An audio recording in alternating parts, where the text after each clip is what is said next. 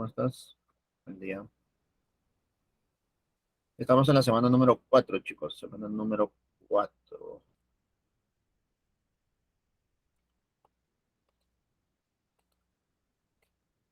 ¿Qué tal, Jennifer? Está ingresando todavía acá, algunos. ¿Hasta qué semana es su examen, chicos?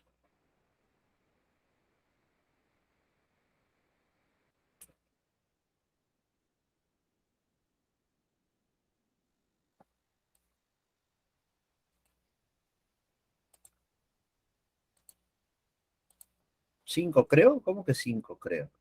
Tienes que estar seguro. Sí, güey. Hasta la semana 5. Uy, ay, ay. No están ni seguros, no han averiguado. Estamos mal, chicos, ¿no? ¿Vas a dar un examen y no sabes cuándo es?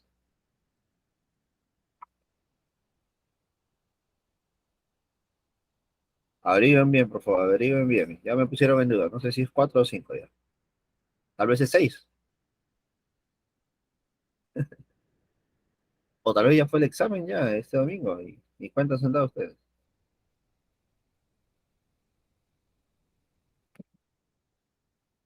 Hasta las 5. Ok. Listo, ahí está la información, parece.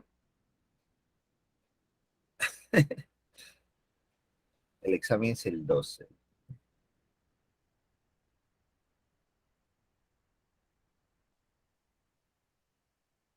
Listo, chicos.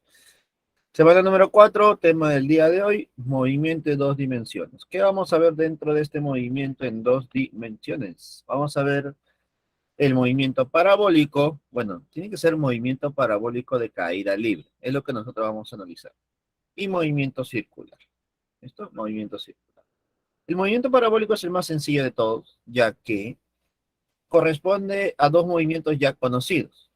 Dentro de este movimiento parabólico vamos a ver el movimiento MRU y el movimiento vertical de caída libre, los cuales ya hemos visto en semanas anteriores. Así que el parabólico no hay mucho análisis, mucha profundidad. Ya se ha analizado cada uno de los aspectos en las semanas anteriores. En cambio, el movimiento circular sí. Ahí sí vamos a ver algunas cositas. Incluso considero que a la mayoría de estudiantes el movimiento circular les genera un poco de complicaciones, un poco de complicaciones, ¿listo? Ya que se puede resolver de diferentes puntos de vista, ya que involucra muchos términos o análisis. Así que vamos a ver qué tal nos. A ver, movimiento parabólico de caída libre. ¿Listo? Ese es el nombre completo, ¿ya? Movimiento parabólico de caída libre. Entonces, si yo te menciono que es un movimiento parabólico, entonces, ¿tú qué entiendes? ¿Tú qué entiendes si es un movimiento parabólico? A ver, ¿qué entienden ustedes cuando leen movimiento parabólico? ¿Qué significa eso? A ver, por ahí, ¿alguien? Que la trayectoria del móvil va a tener la forma de una parábola. Efectivamente, ¿no? La trayectoria del móvil va a tener una forma, una parábola. Y si la trayectoria del móvil es una parábola, puede ser infinitas formas, ¿sí o no? Recuerda que la parábola se puede abrir hacia arriba, se puede abrir hacia abajo, se puede abrir a la derecha, izquierda, incluso de manera oblicua, es lo que se ve de manera general en la universidad, o para cualquier tipo de función. Pero acá viene lo que dijimos hace un momento. Es un movimiento parabólico, sí, de caída libre. Ahora, ¿qué significa de caída libre? A ver, ¿qué entienden ustedes por caída libre? ¿De acuerdo en lo que nosotros hemos visto la semana pasada? Las condiciones necesarias para que sea caída libre. ¿Se acuerdan que hemos visto que para considerarse caída libre debe analizarse muy cerca a la superficie de la Tierra, ¿cierto? Además, el cuerpo solamente está sometido a una sola fuerza, y es la fuerza de la gravedad. Por lo tanto, genera una aceleración llamada aceleración de la gravedad. Entonces, con estas condiciones y considerando que es un movimiento parabólico, una trayectoria parabólica, entonces solamente hay una forma de representarlo, y es una parábola abierta hacia abajo. Es la única forma. Entonces ahí reducimos nuestro análisis, ¿no? Entonces, es un movimiento de dos dimensiones compuesto del MRU y del MRV. En el eje X vas a analizar MRU y en el eje Y el MRV. ¿Listo? También conocido como movimiento vertical de caída libre. La trayectoria del objeto es una parábola, siempre que el movimiento realice cerca de la superficie terrestre y se desprecie la resistencia del aire, es decir, caída libre, ¿no?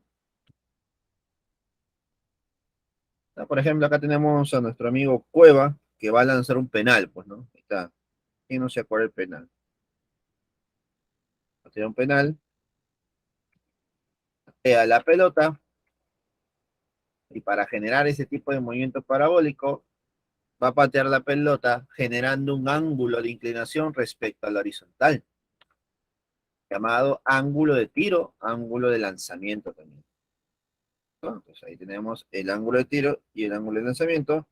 Entonces aquí se va a lanzar la pelota con un cierto ángulo de inclinación y cierta velocidad inicial P sub 0, generándose así una trayectoria parabólica, ¿no? Ahora, ¿qué va a pasar con este balón? ¿Qué va a pasar con esta pelota a lo largo de su trayectoria? Entonces, para analizar la trayectoria o el movimiento del balón en esta trayectoria, tenemos que usar algunos operadores, que ya se mencionó en las clases pasadas, ¿no? Que vienen a ser las derivadas o integrales. Pero aquí ocurre algo, pues. A nivel preuniversitario, ustedes no trabajan derivadas ni integrales.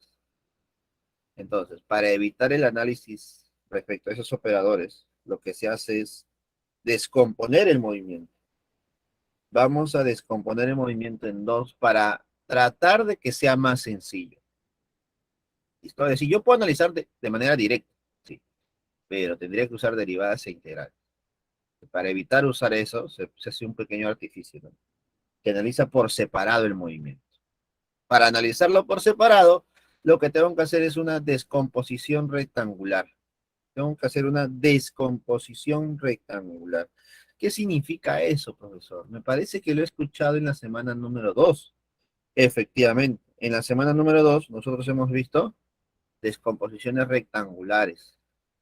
Esto cuando hablábamos de vectores, ¿cierto? Cuando hablamos de vectores. Entonces, voy a hacer lo mismo. Descomposición rectangular. ¿Para quién? Para la velocidad. Al descomponer la velocidad, genero dos componentes, b sub 0 de x y b sub 0 de y. Es decir, la componente en el eje x de la velocidad inicial y la componente en el eje y de la velocidad inicial. ¿Listo? Imagino si te acordarás cómo calcular cada una de esas componentes, ¿cierto? ¿Se acuerdan, chicos? ¿Se acuerdan cómo calcular cada una de esas componentes?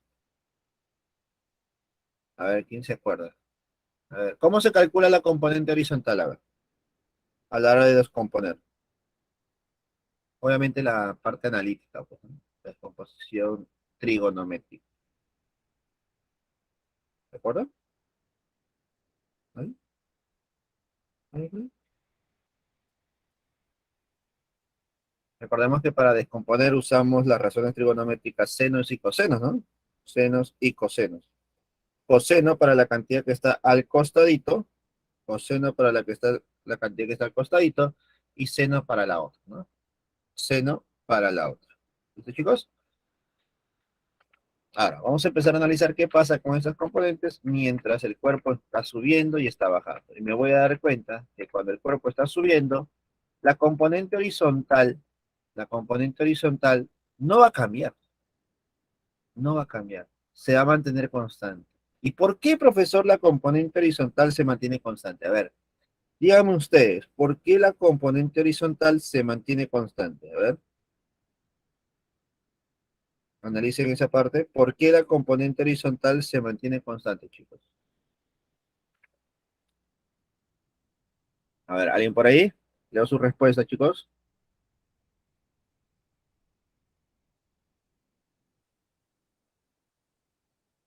¿Por qué la componente horizontal se mantiene constante?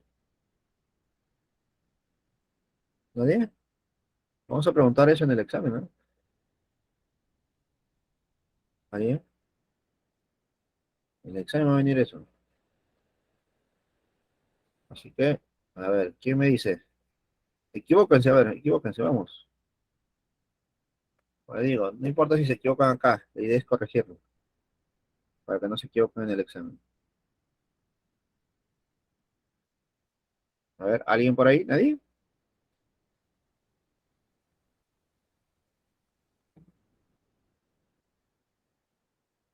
Porque es ideal. No, no es el motivo. Porque es un MRU redundando. No es un motivo tampoco. Le doy una pista. Dime, ¿quién es la culpable de que cambie la velocidad?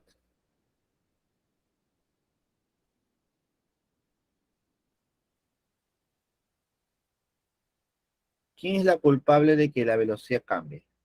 A ver. Recuerda que la física es muy La analítica. aceleración. La aceleración. Por lo tanto, ¿qué cosa puedo intuir? ¿Qué cosa puedo deducir? Si la velocidad en el eje X no cambia, entonces yo diré que en ese eje no hay aceleración, ¿correcto? Claro, y eso es lo que se ha mencionado desde el inicio. Solamente existe una aceleración. ¿Y quién es esa aceleración? La aceleración de la gravedad. ¿Y dónde está la aceleración de la gravedad? En el eje Y. ¿Te das cuenta? Entonces, las definiciones, las condiciones iniciales son muy importantes para poder analizar cualquier tipo de movimiento. ¿Ya? Es muy importante y fundamental recordar eso. Y más que todo porque es parte de una pregunta o una futura pregunta de verdadero y falso. No te sorprendas, por favor, ¿ya? Que revisa no mata gente, no mata futuros cachorros. ¿Ya? Entonces, la velocidad en el eje X se mantiene constante por el motivo que ya dijimos. No existe aceleración en ese eje.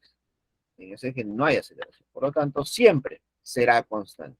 Siempre, siempre, siempre, siempre. No importa dónde analices, siempre será constante. En cambio, la componente vertical no, con la componente vertical no ocurre lo mismo. Dime, ¿qué pasa cuando el cuerpo está subiendo? ¿Qué pasa con esa velocidad en el eje Y? Cuando está subiendo, esa componente va a empezar a reducirse, a disminuir. Y cuando está bajando, empieza a aumentar, empieza a aumentar. Características que también lo tiene el movimiento vertical de caída libre, ¿cierto? Por ese motivo, en el eje X, cuando la velocidad es constante, se considera un MR1. Y en el eje Y, como la velocidad es variable, con una aceleración constante llamada gravedad, se considera movimiento MRV o de caída libre. ¿Cuenta? Entonces ya hemos analizado cada uno de los ejes por separado, ¿no? En el eje X, MRU, en el eje Y, MRV. Profesor, ¿y tengo que analizar algo más? ¿Las ecuaciones? No. ¿Por qué las ecuaciones? Si las ecuaciones ya las conoces. Recuerda que las ecuaciones en el eje X son las del MRU, la cual ya hemos visto en clases anteriores, y las del eje Y es la de caída libre, lo cual también hemos visto en la clase pasada. Así que las ecuaciones tú ya las conoces, se podría decir. Tú ya las conoces. Solamente que tendrías que analizar cómo es la velocidad en cada uno de los ejes. Y para eso, tú haces una descomposición. Tú descompones la velocidad. A ver, algunas características adicionales en este movimiento parabólico. Al tener este movimiento parabólico, me doy cuenta que el cuerpo puede optar una posición de máxima altura, H, y un desplazamiento horizontal máximo, R, pues, ¿no? Alcance máximo y altura máxima. ¿Alguna consulta más sobre este movimiento, chicos? ¿Alguna consulta por ahí? O te hago unas preguntitas de verdad y falso como para que practiques. ¿Tengo preguntitas? ¿Qué crees? ¿No? Depende de ti, ¿eh? ¿Ya? Pero respondan, pues, chicos. ¿Están cerca de su examen? Bueno, examen que ni siquiera saben cuándo es. Y encima, no quieres información. Recuerda, si tú participas, mayor información se obtendrá. En tu participación hay preguntas. Yo considero, si tú me dices, por ejemplo, si tú me respondes, entonces yo sigo con las preguntas. Si no me responde, yo, bueno, deduzco que ya sabes la respuesta. Entonces no hay nada que aclarar, no hay nada que comentar, ya que nos queda claro. A ver, chicos, una preguntita. Dime, en la posición de máxima altura, en un movimiento parabólico de caída libre, el cuerpo tiene una velocidad igual a cero. ¿Verdadero o falso? Alexa dice, verdadero. Claro, verdadero. ¿Qué dicen las demás? Verdadero. No, es falso, chicos. Es falso. Es falso. Dime, ¿en la posición de máxima altura la velocidad es cero?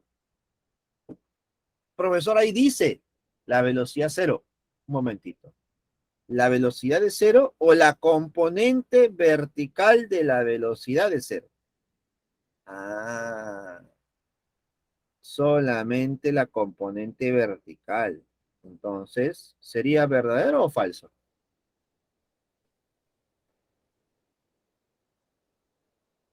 Sería falso, ¿cierto?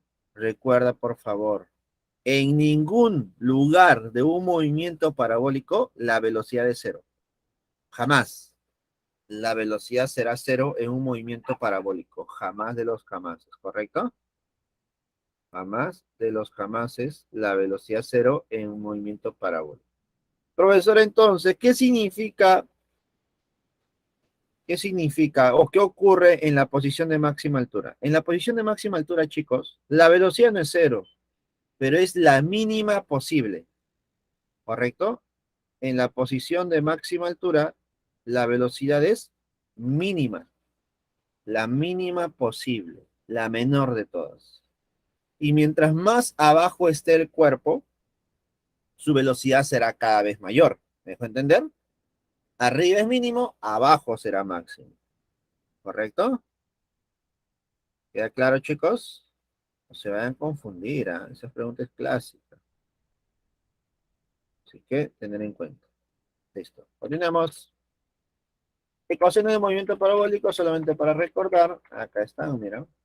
Primero, para analizar el movimiento, debo descomponer la velocidad usando senos y cosenos, lo cual ya hemos mencionado. Coseno para el eje X y seno para el eje Y, siempre y cuando conozca el ángulo de tiro. Siempre y cuando conozca el ángulo de tiro. ¿No?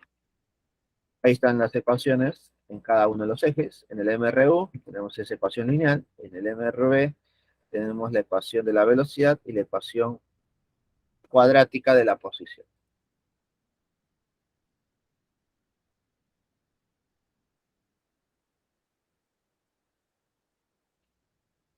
Ya está.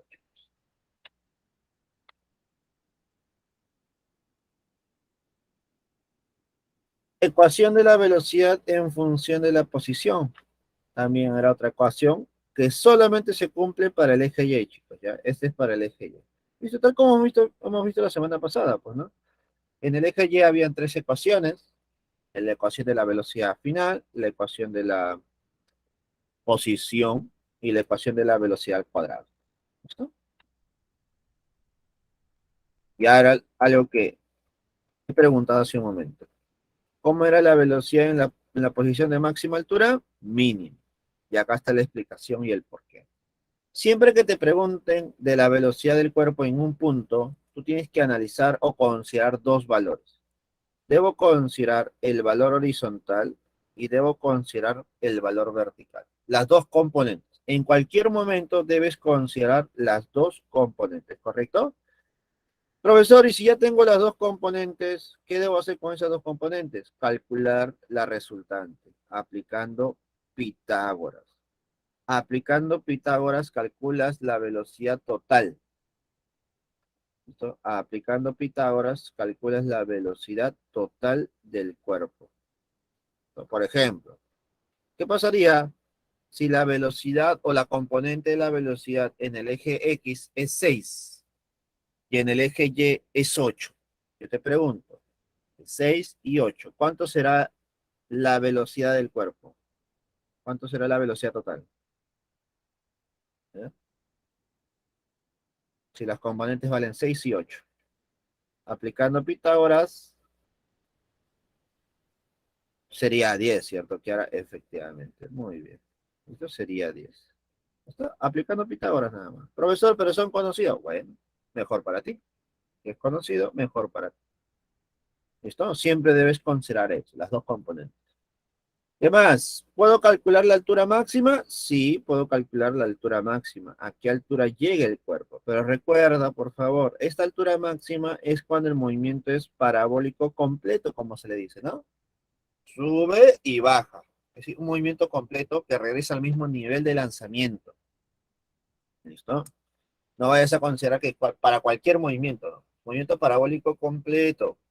Ahí está. Sube y baja y regresa al mismo nivel de lanzamiento. De tal manera que la altura máxima se calcula con b sub 0 al cuadrado por el seno de teta al cuadrado, ¿listo? Entre dos veces la gravedad. B sub 0 por seno al cuadrado. ¿Listo? B sub 0 al cuadrado por el seno de teta al cuadrado entre dos veces la gravedad. ¿Listo? De esa manera tú vas a calcular ¿qué cosa? La altura máxima, la altura que alcanza el cuerpo, ¿no? Es fórmula práctica para poder calcular un resultado directo, ¿no? También de la misma manera puedo usar esta fórmula para calcular el alcance máximo. ¿Cómo se calcula el alcance máximo? Obviamente este es en el eje horizontal. B sub 0 al cuadrado por el seno de 2 teta, escuchen bien, seno de 2 teta entre la gravedad. Seno de 2 teta entre la gravedad. Entonces ya tenemos la fórmula directa para calcular la altura máxima y el alcance horizontal. Recuerda que ambos son para movimientos parabólicos completos. Movimientos parabólicos completos, ¿correcto? Y el tiempo de vuelo. El tiempo, ¿se acuerdan que la semana pasada vimos algo respecto a esto? Tiempo de vuelo, ¿se acuerdan? Vimos el tiempo de vuelo en una pregunta de verdadero y falso y en la que le seguía, ¿no? ¿Sí o no? ¿Te acuerdas que el tiempo de vuelo era 2 veces v sub 0 sobre g? Aquí ocurre lo mismo. Solamente que en vez de considerar solamente v sub 0, pones v sub 0 seno teta, que viene a ser la componente vertical de la velocidad. Esto, 2 veces v sub 0 seno teta entre la gravedad viene a ser el tiempo de vuelo. Profesor, entonces, ¿el tiempo de subida cuánto será? El tiempo de subida es solamente v sub 0 seno teta entre la gravedad. Es decir, la componente vertical de la velocidad entre la gravedad. Entre la gravedad. ¿No? ¿Alguna consulta, chicos, hasta el momento? A ver, aprovechen, por favor. Aprovechen, chicos. A ver, coménteme, pregunte sin compromiso. ¿Ahí? ¿Nadie por ahí? ¿Nadie por acá? Profesor, disculpe, Sí, dime, ¿qué pasó? ¿cómo se llama? En el alcance horizontal será el mismo cuando los tiros son complementarios, ¿no? Los ángulos de tiros. Sí, los ángulos de tiro son complementarios, ¿no? Claro, de acá se puede deducir algo, pues, ¿no? Si nosotros consideramos el seno de 2 teta, para que más o menos se entienda el de por qué, pues, o si no nos iríamos mucho a la parte trigonométrica, ¿no? Por hacer reducción y todas esas cosas. Recordemos que el seno de 2 teta se puede hacer una reducción, que viene a ser 2 veces seno de teta por coseno, ¿cierto? Coseno de teta, ¿no? Entonces, siempre que yo tenga el producto de seno por coseno, ¿listo? Se va a generar el mismo resultado. ¿Y eso cuando ocurre? Cuando los ángulos son complementarios. Por ejemplo, multiplica seno de 37 por coseno de 37. Te va a dar lo mismo que seno de 53 por coseno de 53. ¿Listo? Ya que obtienes los mismos resultados, ¿no? Obviamente invertidos en orden, pero te salen los mismos. Entonces, siempre que tú tengas ángulos complementarios, como para ángulos de tiro, se genera el mismo alcance horizontal.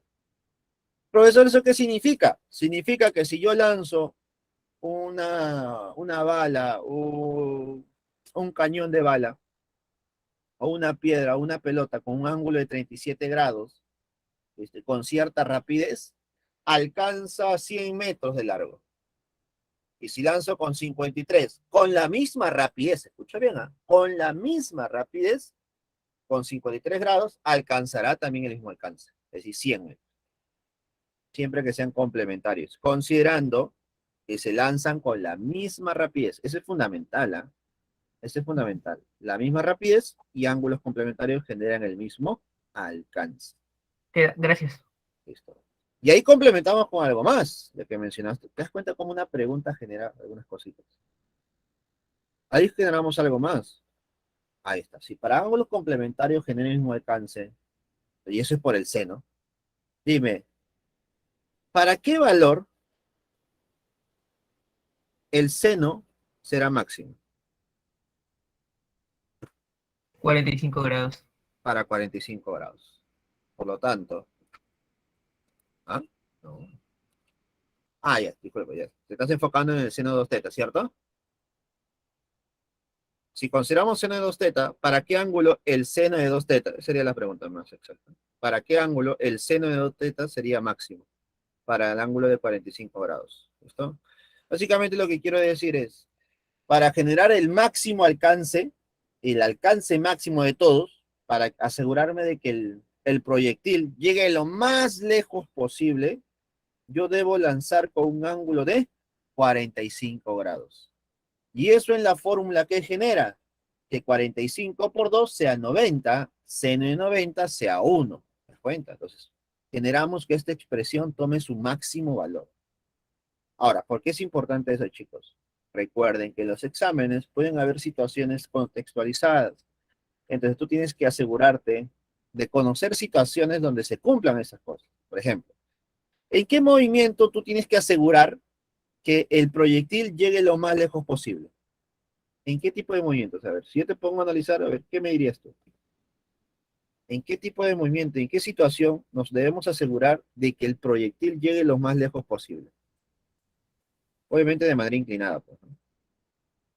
A ver, ¿alguna idea? Para que más o menos se proyecten.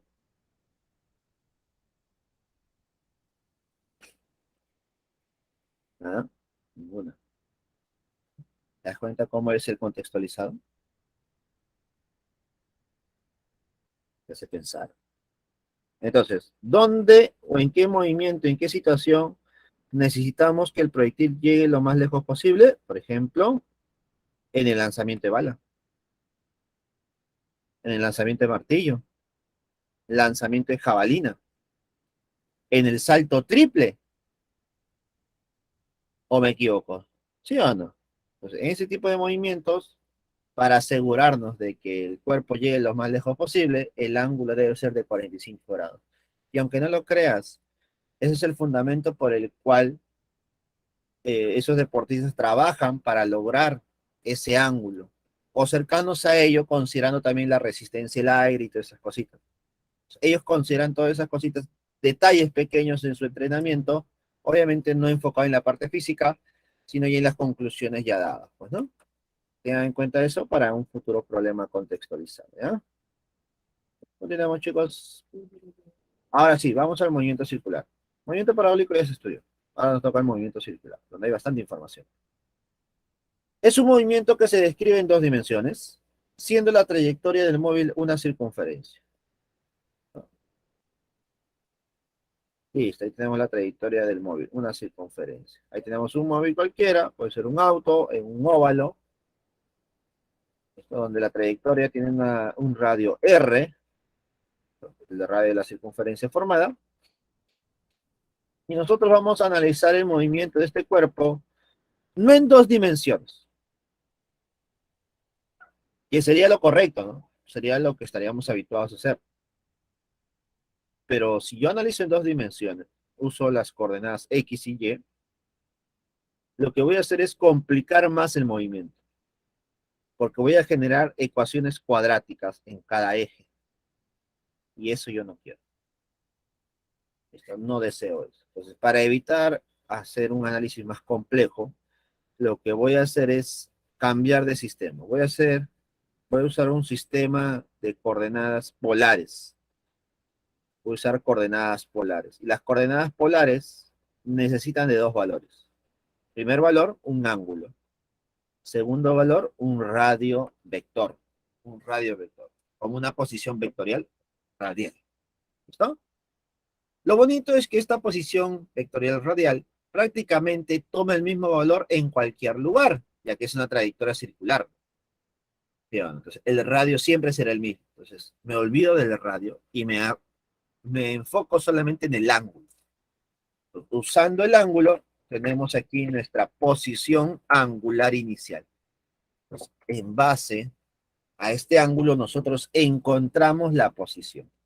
Obviamente el ángulo y el radio, ¿no? Que siempre es el mismo, ¿no? Entonces, de esa manera ya tenemos la posición inicial en función del ángulo. Y acá tenemos la posición final, medido de manera angular, sería un teta. Entonces, si yo tengo una posición angular inicial y tengo una posición angular final, tú sabes que cuando hay una diferencia de posiciones, ¿qué se va a generar? Se va a generar un desplazamiento.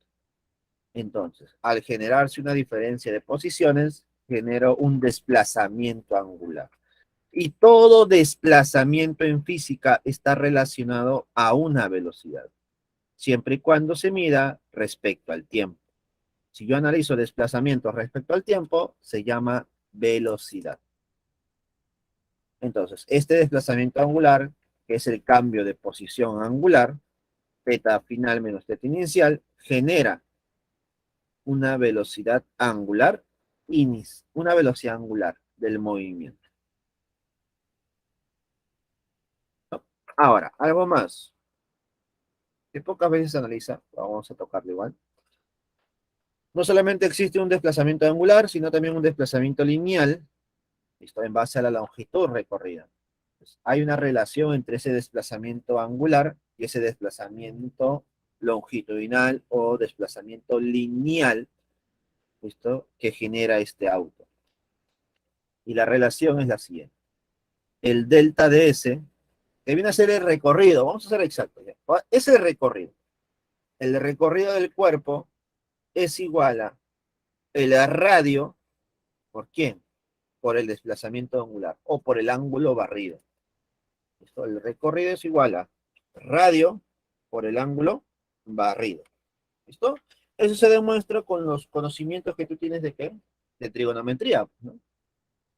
¿Cierto? Prácticamente esto es el famoso LOR, pues, ¿no? ¿Sí se acuerdan, no? El LOR.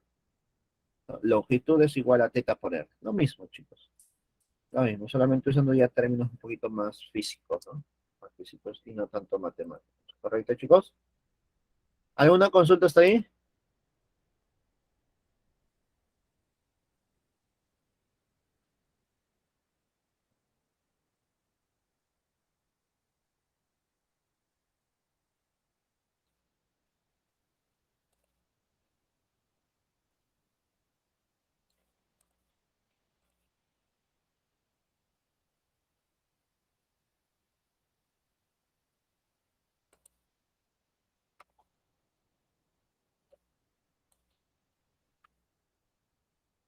Ya está, continuemos. Acá está la velocidad angular que mencionábamos. Como analizamos un proceso, se llama velocidad angular media. Es una cantidad física vectorial que indica el cambio de la posición angular del móvil en un intervalo de tiempo. En un intervalo de tiempo. ¿Listo? Ahí está. Entonces, velocidad angular es igual a cambio de posición angular en un intervalo de tiempo. Ahí está. Delta de teta entre delta de t, ¿no? Unidades, radianes por segundo. Radianes por segundo. Radianes por el ángulo barrido y segundos por el tiempo. Periodo y frecuencia. El periodo es el tiempo circular. No. El periodo es en el movimiento circular se define como el intervalo de tiempo en que la partícula realiza una vuelta. Esto prácticamente me están diciendo el tiempo que demora el cuerpo en dar una vueltita. Pues. Ese viene a ser el periodo, ¿no? Si te demoras 5 segundos en dar una vuelta, 5 segundos es tu periodo. Si te demoras 10 segundos, 10 segundos será tu periodo. Profesor, si me demoro 20 segundos, bueno, 25 segundos en dar 5 vueltas, 25 segundos en dar 5 vueltas significa que por cada vuelta te has demorado 5 segundos, ¿no? Entonces, tu periodo será 5 segundos. ¿Qué más? ¿Y la frecuencia cómo se define? Muchos definen la frecuencia como la inversa del periodo, y eso está mal. La definición de la frecuencia es la siguiente. La frecuencia viene a ser el número de vueltas por intervalo de tiempo. Número de vueltas por intervalo de tiempo. Y cuando nosotros analizamos una sola vuelta, ese intervalo de tiempo se llama periodo. Cuando nosotros analizamos una sola vuelta, ese intervalo de tiempo se llama periodo. Ahí sí. Unidades, unidades el hertz, chicos. Las unidades vienen a ser el hertz. Ahora sí analicemos cada uno de los movimientos generados a partir del anterior. Como la velocidad angular mide la variación del desplazamiento angular en función del tiempo, esta velocidad angular puede ser constante o puede ser variable. Puede haber dos casos a analizar. Entonces tenemos el movimiento circular uniforme y el movimiento circular uniformemente variable, el MCU y el MCV. En este movimiento MCU se caracteriza por el hecho de que los desplazamientos angulares en tiempos iguales son iguales. Los desplazamientos son iguales en tiempos iguales. Muy parecido al MRU, ¿no?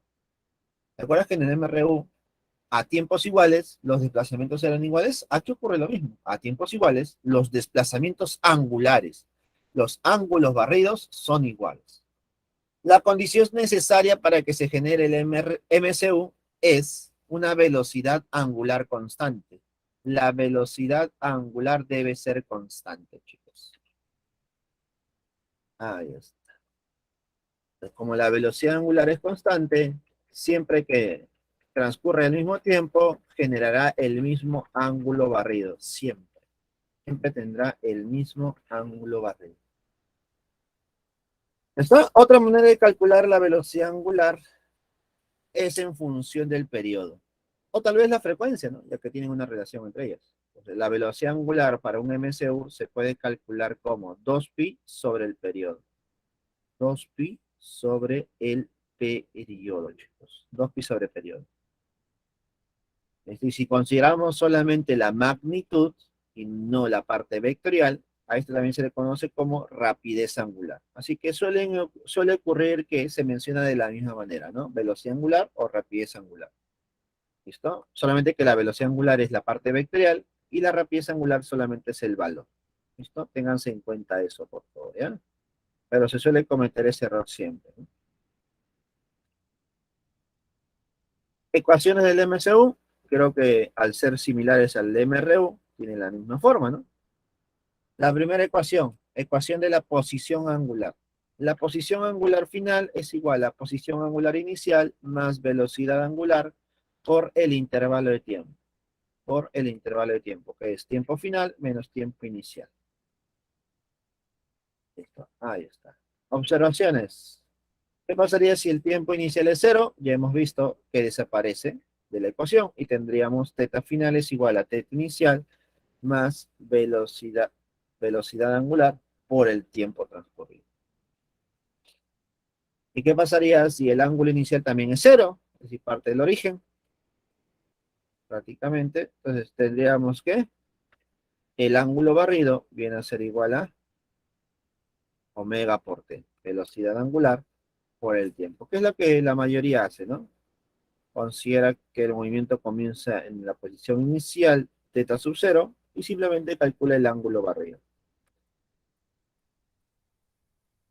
Gráficas del MCU. ¿Hay gráficas, profesor? Sí, hay gráficas. Como su movimiento análogo es el MRU, entonces las gráficas son similares también. La posición angular en función del tiempo genera este tipo de gráficas. Mira, una recta. Y la gráfica de la velocidad en función del tiempo genera también otra recta, ¿no? La primera es inclinada, ya que la posición está en constante cambio. Y la segunda es horizontal, ya que la velocidad angular se mantiene constante. ¿Listo? El análisis es el mismo del MRU, chicos. Es el mismo, ¿ya? En la gráfica posición angular en función del tiempo, mediante la tangente del ángulo de inclinación, nosotros calculamos la velocidad angular. ¿Sí? La posición nos permite calcular la velocidad angular, ¿no? Mediante la tangente o la pendiente. Ya hemos hablado bastante de eso. Y de la segunda gráfica, la velocidad angular en función del tiempo, el área bajo la gráfica que nos representa, la velocidad angular por el tiempo, es decir, desplazamiento angular. Nos genera el desplazamiento angular o ángulo barrido. O ángulo barrido. ¿Correcto, chicos? Ya. Los dos análisis ya están hechos antes también.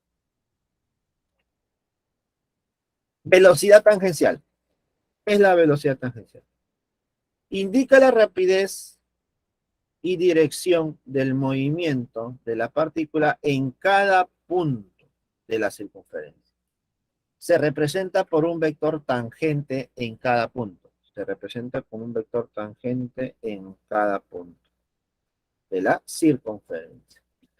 A ver, pues acá tenemos la velocidad tangencial de la partícula en ese punto. Esta es la velocidad tangencial en este punto y esta es la velocidad tangencial en este punto. Notaremos que si estamos en un MCU, el valor, la magnitud de esta velocidad tangencial no cambia. El valor no va a cambiar, pero su dirección sí, chicos. La dirección sí va a cambiar. El valor no cambia, pero la dirección sí.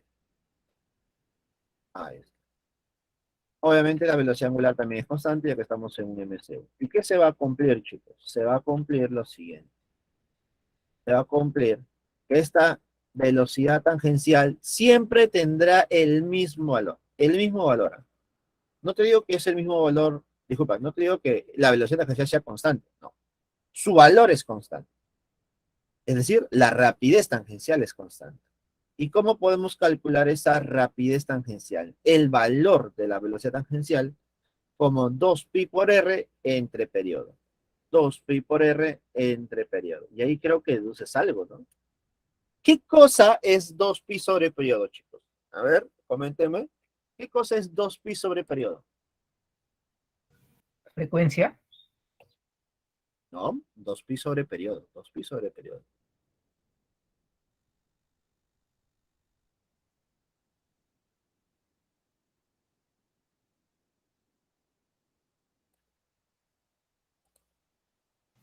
Velocidad angular. Es la velocidad angular. Entonces, ahí encontramos una relación entre la velocidad tangencial y la velocidad angular, ¿no? Si lo traducimos a una fórmula, una relación, se diría.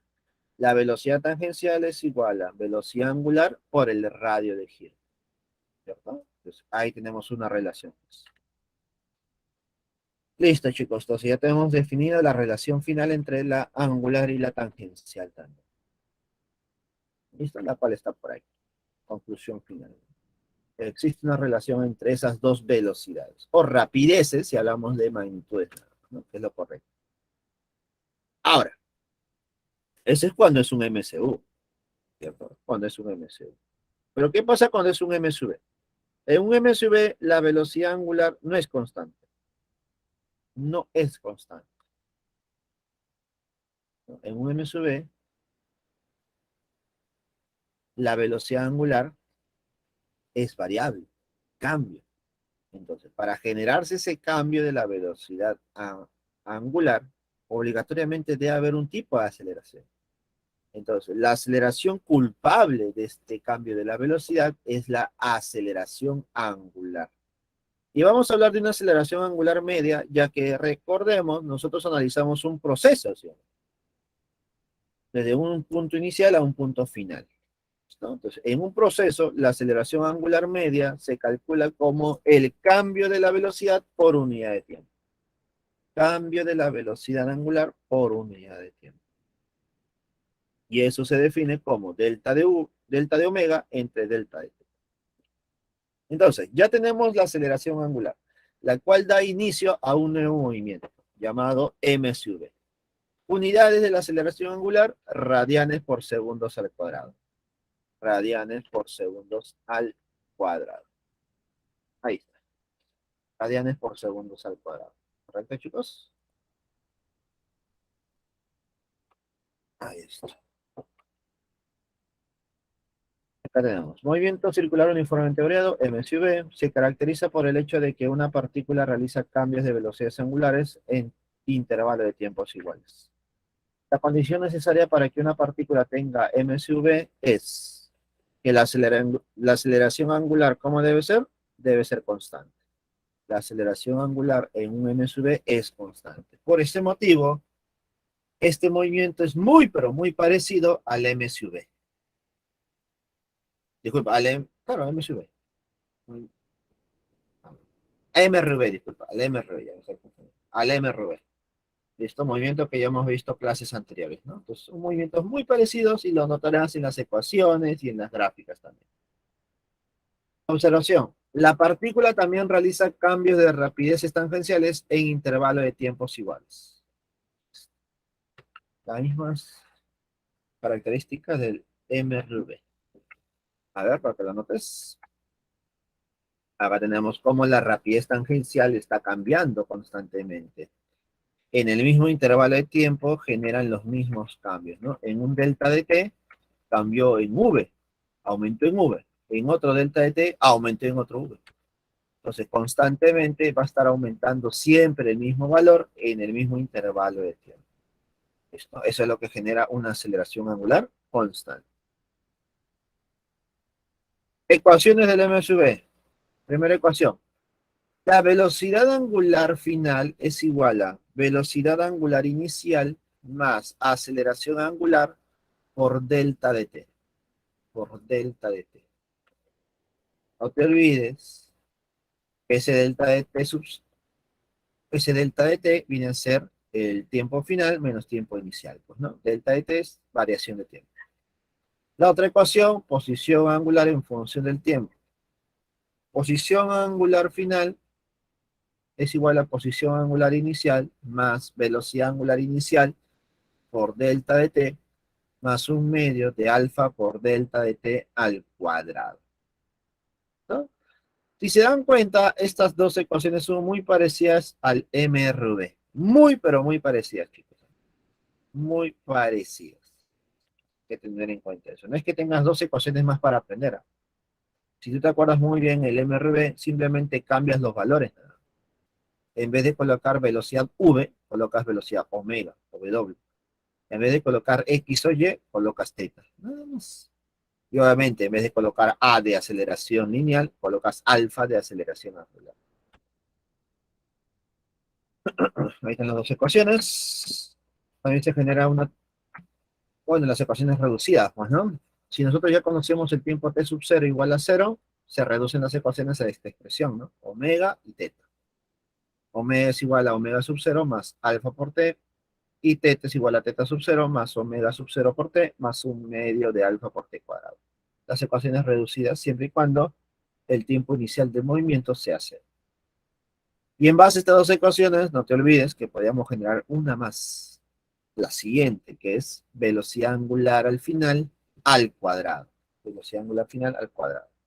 Igual a velocidad angular inicial al cuadrado más 2 veces aceleración angular por delta de teta. Donde delta de teta viene a ser teta final menos teta inicial. También conocido como desplazamiento angular, chicos. También conocidos como desplazamiento angular. También es importante tener en cuenta eso.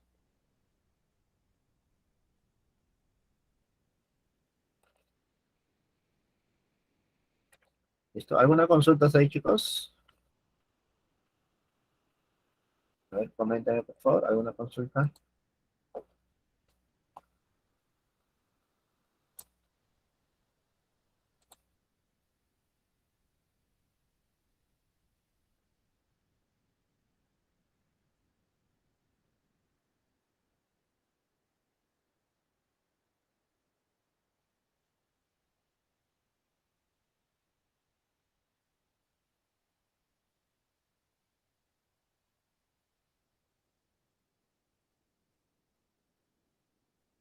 Profesor, disculpe. Dime, dime. En el MCU, la velocidad angular en magnitud y en ¿cómo se llama? Dirección. Y en dirección es igual, ¿no? Es constante, sí, nunca cambia. También en su dimensión, en dirección, Sí, también dirección. pero en ¿cómo se llama? En el MSV no, ni en magnitud ni en dirección, siempre varía, ¿no? A ver.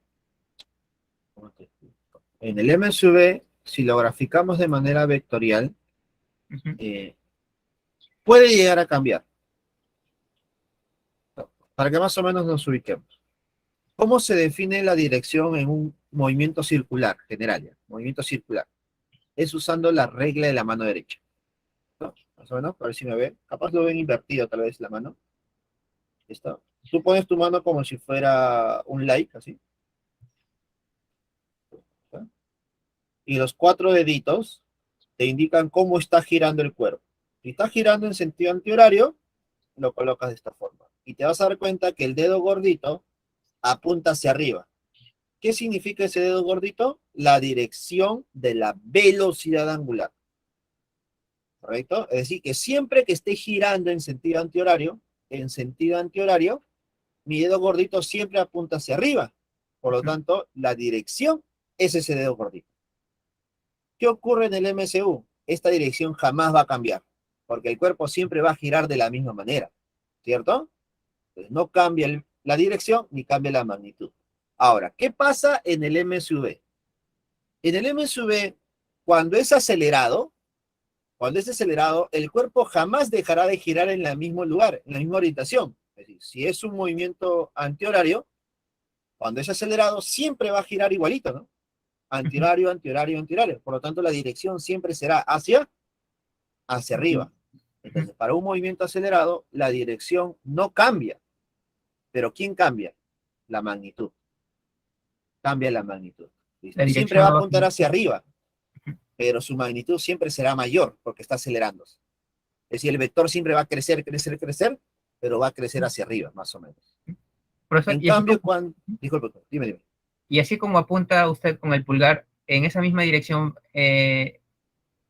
así también se grafica la aceleración angular, ¿no? Sí, de la misma consideración. ¿Listo? Por ejemplo, si yo estoy acelerando, para que acelere, ¿quién debe estar a favor? La aceleración angular, ¿sí o no?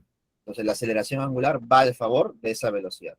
Ahora, ¿qué pasaría si el cuerpo está girando en sentido antihorario, mi velocidad angular es hacia arriba, pero la aceleración angular es hacia abajo, es decir, va en dirección opuesta, es decir, va en contra?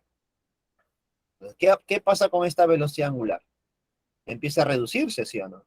Está apuntando hacia arriba, pero mientras gira el cuerpo, va reduciendo su valor, va reduciendo su valor, va reduciendo su valor. ¿Y qué va a pasar en un momento?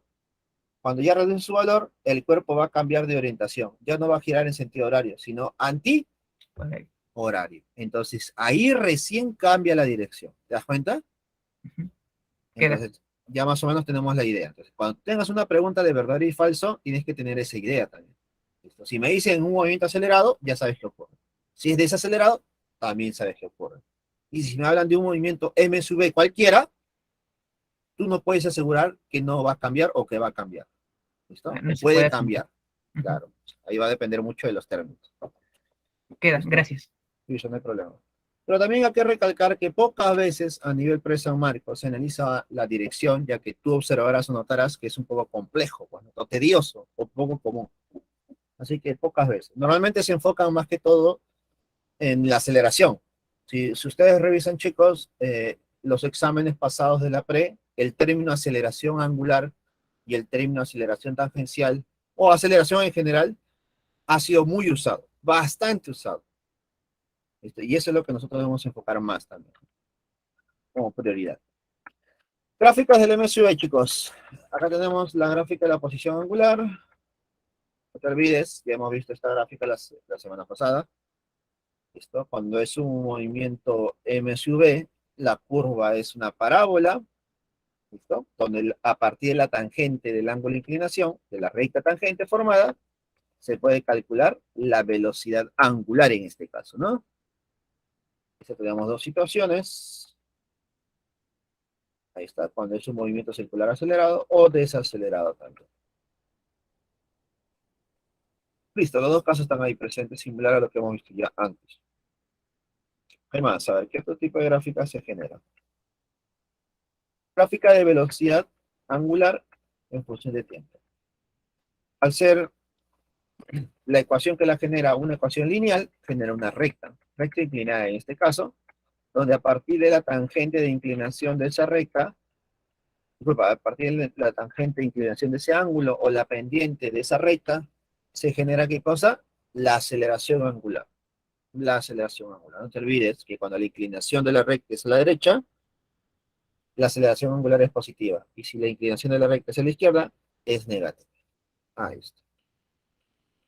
El área nos permite calcular el desplazamiento angular, ¿no? El área bajo la gráfica nos permite calcular el desplazamiento angular. Y no te olvides que la semisuma de velocidades entre dos, bueno, disculpa, semisuma ya está entre dos, B sub 0 más, disculpa, omega sub 0 más omega entre 2 representa la velocidad angular promedio.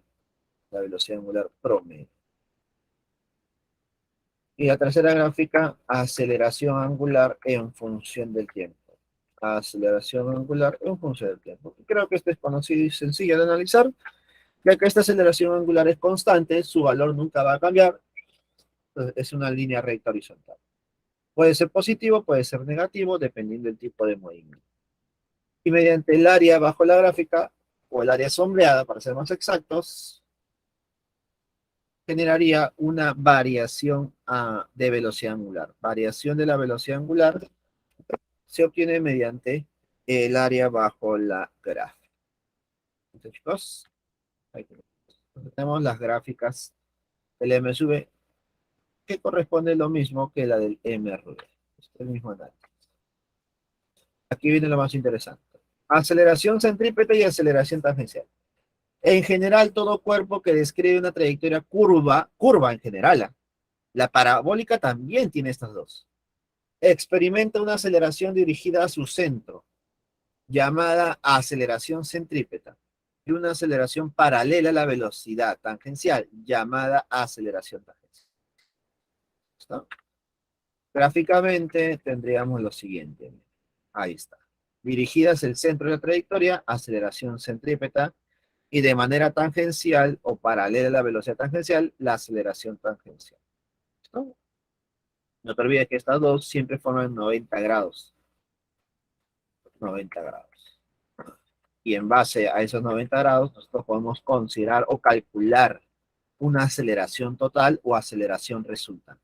La aceleración resultante sería la resultante entre la aceleración centrípeta y la aceleración tangencial. Chicos, esto se genera en cualquier tipo de trayectoria curvilínea, ya sea circular o ya sea parabólica, por ejemplo. ¿Listo? En el movimiento parabólico también están presentes estas dos. ¿Listo? Donde la aceleración total o resultante se llama gravedad. La gravedad ya es la resultante en un movimiento parabólico. ¿Listo? Entonces, gráficamente te vas a dar cuenta que hay dos más que la generan, ¿no? ¿Cómo se calcula la aceleración centrípeta? Como dice claramente, solamente la magnitud. Solamente la magnitud. La magnitud de la aceleración centrípeta es rapidez tangencial al cuadrado entre el radio de giro. Entre el radio de giro. Otra manera, rapidez angular al cuadrado por el radio de giro. Por el radio de giro. ¿Y cómo se calcula la magnitud de la aceleración tangencial? La magnitud sería velocidad angular, disculpa, aceleración angular por el radio de giro.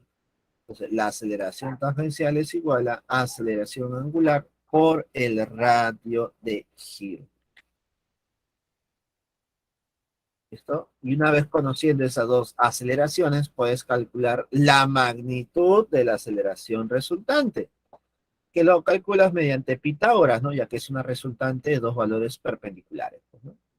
Raíz del primer valor al cuadrado más el segundo valor al cuadrado, chicos. Listo. Y un caso muy particular, ¿no? ¿Qué pasaría si es un MCU? Si hablamos de un MCU, no existe aceleración angular. Y si no hay aceleración angular, la aceleración tangencial, ¿cuánto será? Cero, pues, ¿no? Y si la aceleración angular es cero, significa que en ese Pitágoras, la aceleración total sería nuestra aceleración centrípeta, nada más. Sería nuestra aceleración centrípeta, ¿no? Esto es un MCU, ¿ya? Te pediría que hagas un análisis similar al MSV. ¿Qué pasa en el MSV, no? ¿Qué pasa con la aceleración centrípeta en el MSV? ¿Qué pasa con la aceleración tangencial en el m sub b, ¿no? ¿Qué pasa con su magnitud? ¿Qué pasa con su dirección? ¿Listo? Que han sido preguntas recurrentes de exámenes de la pre. Y para muestra, un botón. Revisen, por favor, las preguntas y se van a dar cuenta de eso. ¿Listo, chicos? Eso sería todo por el día de hoy respecto a la teoría. Ahora sí pasemos a los problemas. Esperemos nos alcance tiempo para que se pueda entender. Preguntillas.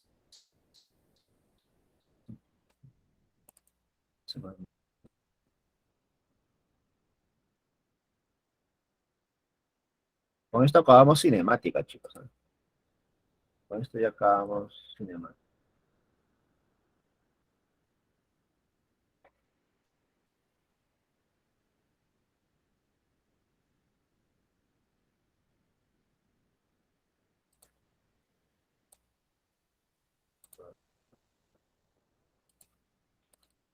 Ahí está, ya veo.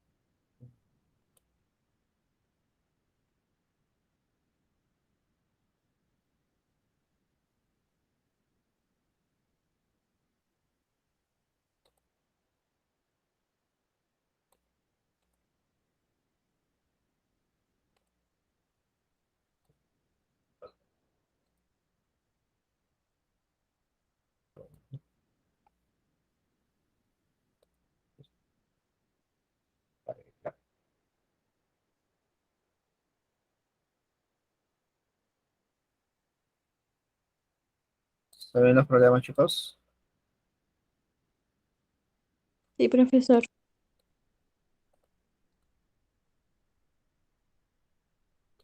Muy bien.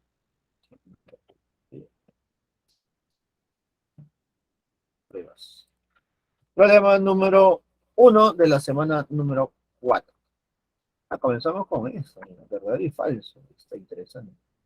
La figura muestra la gráfica de las componentes B sub X, B sub Y de la velocidad de un proyectil lanzado desde el suelo.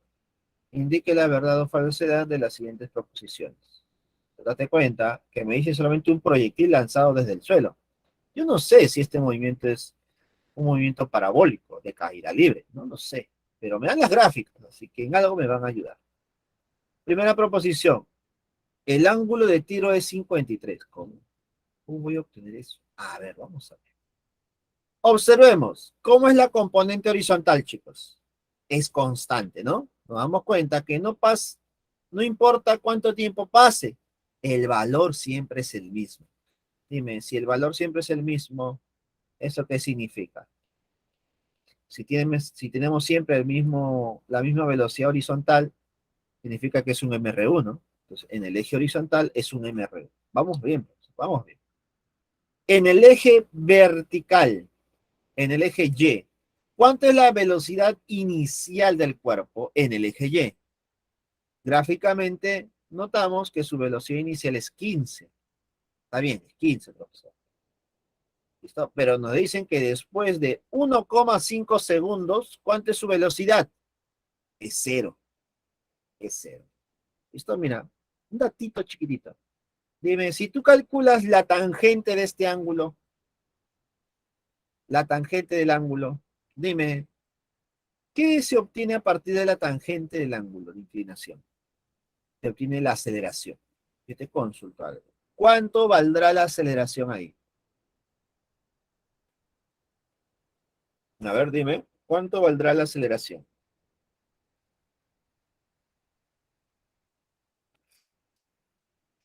A ver, ¿alguien se da cuenta? Al pie de la tangente nada más. De la tangente calculo la aceleración. ¿Cuánto vale la aceleración? A ver, ¿nadie?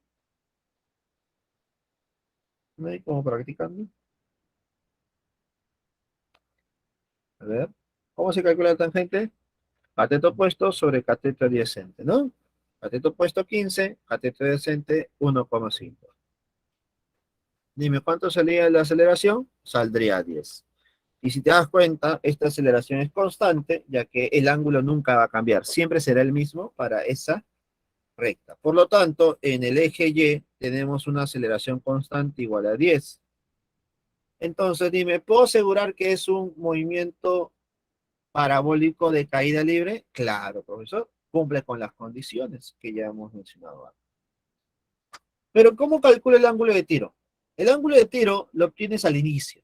Y al inicio tienes dos velocidades. Una de 20 en la horizontal, una de 15 en la vertical. Si tú haces un análisis de la gráfica,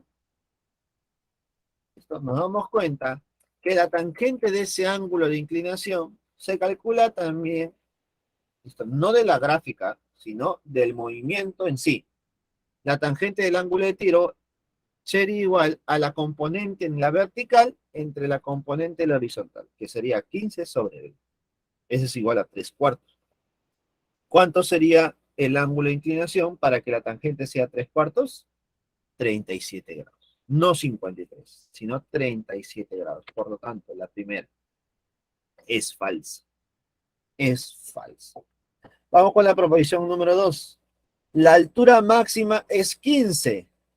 La altura máxima es 15. Profesor, ¿cómo calculo la altura máxima? Bueno, la altura máxima lo puedes calcular a partir de la rapidez inicial, ¿o no? Claro, 25. ¿Usando fórmula directa? Claro, puedes usar fórmula directa. Recordemos que la altura máxima es rapidez de lanzamiento al cuadrado por el seno de teta al cuadrado entre 2 veces la gravedad. B sub 0 sería 25 al cuadrado por seno de 37. Seno de 37 sería 3/5 al cuadrado entre 2 veces la gravedad, que es 2/5. ¿Cuánto me sale todo eso? 11,25. 11,25. ¿Hay otra manera práctica? Claro. Dime, de la segunda gráfica, si tú calculas el área, ¿qué obtienes? La distancia recorrida. ¿Listo? Entonces, si yo calculo la distancia recorrida desde el punto inicial hasta el punto de máxima altura, donde la velocidad vertical es 0, estaréis encontrando la altura máxima. Entonces lo puedes encontrar con la segunda gráfica usando áreas también, ¿ya? Inténtalo, por favor, ¿ya? Inténtalo. Entonces la segunda es falsa, chicos. Chicos. 3. El alcance horizontal es 60. El alcance horizontal es 60. Dime, para calcular el alcance horizontal puedo usar fórmula, ¿no? Fórmula directa. P sub 0 al cuadrado por el seno de 2 teta entre la gravedad. Pues sería P sub 0 al cuadrado por 2 veces seno de 37 por coseno de 37 entre la gravedad. Para poder aplicar ese ángulo, usar ese ángulo de 37. Entonces sería 25 al cuadrado por 2 por 3/5 por 4/5. Entre 10. Entre 10. Todo eso operado, al ojo sale, ¿no? Sale 60. Entonces la tercera, ¿cómo es? Verdadera. Entonces, las dos primeras son falsas. Y la tercera es la vencida, chicos. La tercera es la verdadera. Problema número 1, la clave es la A. Interesante, ¿eh? Problema de nivel. Es sencillo. Sencillo no es.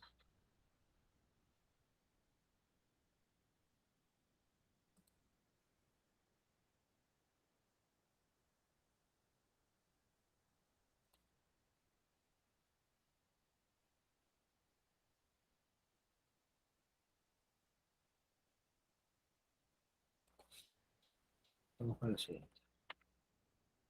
Problema número 2.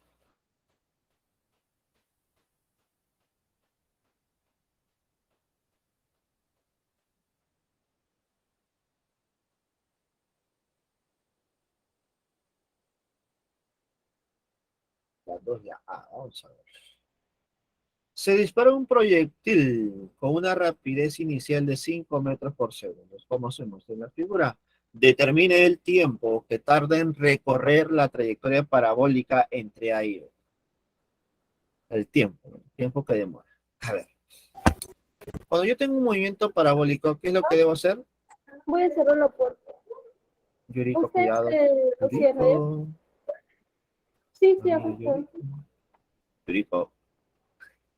Ya, cuidado con sus saberes, chicos. ¿Listo? Cuando tengo un movimiento parabólico, ¿qué es lo que debo hacer? Inicialmente, hacer una descomposición, ¿cierto? Una descomposición. Yo tengo que descomponer la velocidad inicial. voy a descomponer. Como es 5 metros por segundo y el ángulo es 53, pero inclinado por arriba, pues sería 4 y 3. En la horizontal es 4 y en la vertical sería 3, ¿correcto? Ahí está.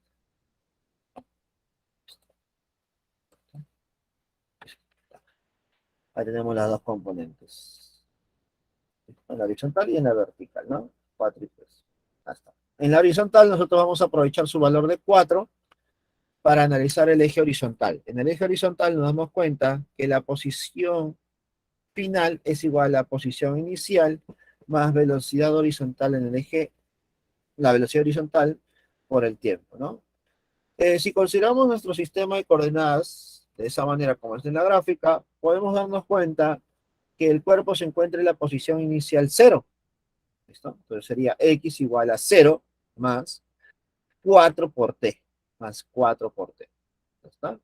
Como la posición final de la bala o del proyectil es 24, podemos decir lo siguiente, que en la posición de 24, esto es igual a x igual a 4t igual a 24, ¿no? X vale 24, entonces 24 es igual a 4t, de donde t saldría 6, de donde t saldría 6.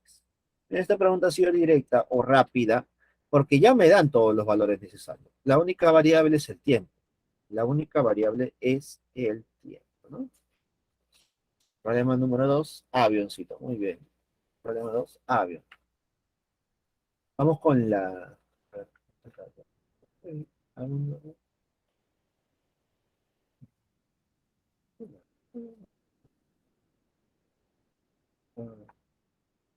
Sí, está.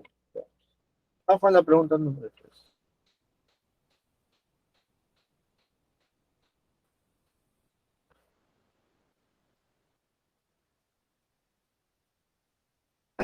Pregunta 3. Un proyectil es lanzado horizontalmente describiendo una trayectoria parabólica, como se muestra en la figura. Determine la rapidez de lanzamiento v sub 0. Este problema es muy parecido al anterior, ¿no? Muy parecido al anterior, solamente que ya no hay ángulo de inclinación, o mejor dicho, es 0. Por lo tanto, la velocidad inicial es v sub 0 y solamente es horizontal. ¿Eso qué significa, profesor? Significa que la componente vertical, ¿cuánto es? Es 0. La vertical es 0. Ya está. Entonces, teniendo en cuenta el eje vertical, diremos, en la vertical, la posición inicial es 45, considerando ese sistema de referencia. Y la velocidad inicial en el eje Y es 0. Con la ecuación de la posición en el eje Y tendríamos posición final en el eje Y es igual a posición inicial en el eje Y más velocidad inicial en el eje Y por el tiempo menos un medio de la gravedad por el tiempo al cuadrado. Esto por el tiempo al cuadrado. Ahí está. Entonces la posición final es igual a posición inicial que es 45 más velocidad inicial que es 0 menos un medio de la gravedad que es 5 por el tiempo al cuadrado. ¿Listo? Profesor, pero cuando el proyectil impacte en el suelo, la posición final es 0. Por lo tanto, ¿qué se va a cumplir? Que 0 es igual a 45 menos 5t cuadrado. Una cuadrática, sí, pero una cuadrática sencilla de analizar, ¿no? Donde nos queda que el tiempo al cuadrado va a ser 9. Y si el tiempo al cuadrado es 9, tú sabes que hay dos soluciones. Hay más menos 3, ¿no? Donde el negativo no se usa para nuestros problemas de física y sí el positivo. Por lo tanto, el tiempo que demora en impactar en el suelo es 3 segundos. Profe, pero no me piden eso. Ya, efectivamente, no te piden el tiempo. Pero si yo conozco el tiempo, ¿puedo calcular el recorrido en el eje horizontal? Claro. Pues, en el eje horizontal tendremos posición inicial, 0. Velocidad inicial, v sub 0. Claro. Entonces la posición final es igual a posición inicial más v sub 0 por tiempo. Entonces, como la posición inicial es 0, tendríamos que x es igual a v sub 0 por tiempo. Al impactar en el suelo el proyectil, nos damos cuenta que la posición final en el eje X es 6. Y al ser 6, tendríamos que la posición final 6 es igual a V sub 0 por el tiempo transcurrido, que es 3. De donde obligatoriamente, claramente, la velocidad horizontal debe ser 2 metros por segundo. 2 metros por segundo. Profesor, Dime, profesor. disculpe, ¿podría retroceder al problema 2 para poder tomarle captura? Perdone la interrupción. No te preocupes. Entonces, chicos, el problema número 3, la respuesta y clave sería la A, ¿no? Vamos con la siguiente. Pero antes de ello, regresamos al pasado. Listo.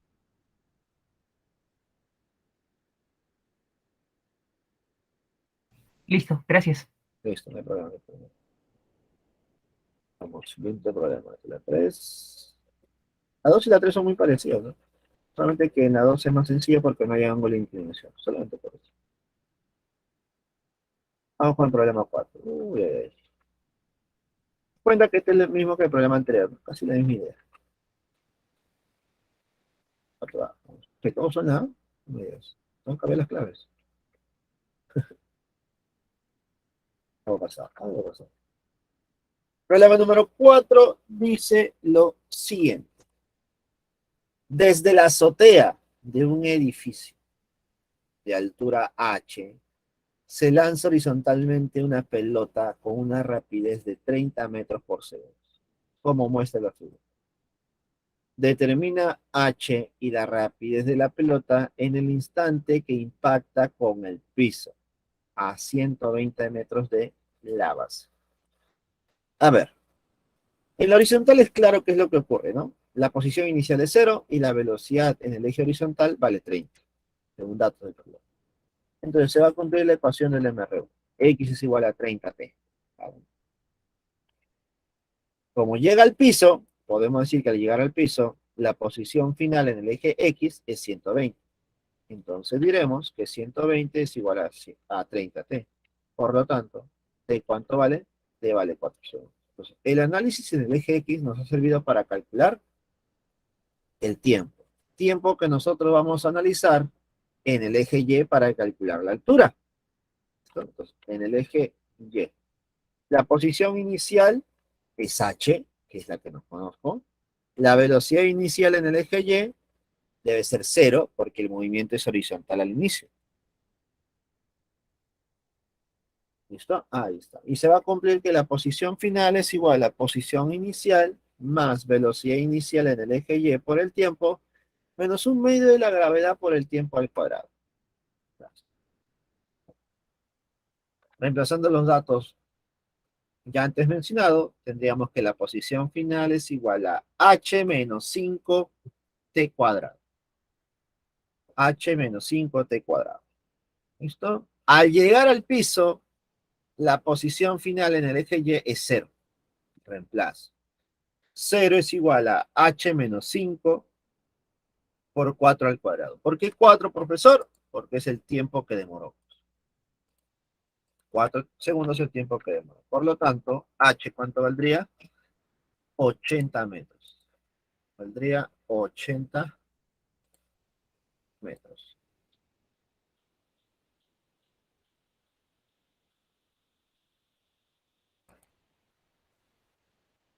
¿Listo? 80 metros. Pues no es lo único que me piden, también me están pidiendo la velocidad final, ¿no? O la rapidez de la pelota en el instante que impacta. Y recordemos que cuando tú quieres calcular la velocidad final o la velocidad total o la rapidez con la que impacta en cualquier punto, ¿qué debes analizar? Dos valores, la componente horizontal y la componente vertical de la velocidad. Pero tú sabes que la componente horizontal no cambia, entonces en cualquier punto va a ser 30. Y la que va a cambiar es la componente vertical, que es la que debemos calcular. Entonces, en el eje Y, podemos decir que la velocidad final en el eje Y es igual a velocidad inicial en el eje Y menos gravedad por tiempo. Menos gravedad por tiempo. Como la velocidad inicial en el eje Y es 0, simplemente tendríamos que la velocidad final en el eje Y es menos 10 por t. Menos 10 por t. Entonces, en 4 segundos, ¿qué se está cumpliendo? En 4 segundos tendríamos que la velocidad en el eje Y es igual a menos 10 por 4. Y eso sería menos 40. menos 40. ¿Por qué menos? Porque va dirigida hacia abajo. Como ya tengo las dos componentes, 30 y menos 40, por lo tanto, ¿cuánto sería la rapidez total? La rapidez de impacto. Aplicando Pitágoras sería raíz de 30 al cuadrado más menos 40 al cuadrado. Esto vale 50 metros por segundo. Problema número 4. La clave es la avioncito nuevamente. ¿Correcto, chicos? ¿Alguna consulta hasta el momento, chicos?